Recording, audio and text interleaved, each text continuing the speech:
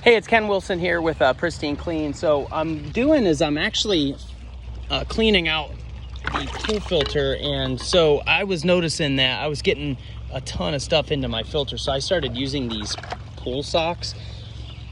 They're awesome because what you have to do is you have to clean them a little bit more often, but instead of cleaning out your filter, which is much more difficult to clean if you have a cartridge filter, these things are freaking awesome. So I can clean all this cottonwood, because this is what, starts to fly late May into early June.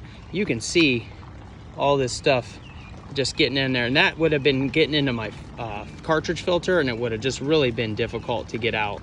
So these socks are awesome. You can get these things on Amazon for like 12 bucks for like 10 of them, and then you can reuse them. So I'm just kind of playing around with it. I'm going to take it out because I only have one hand.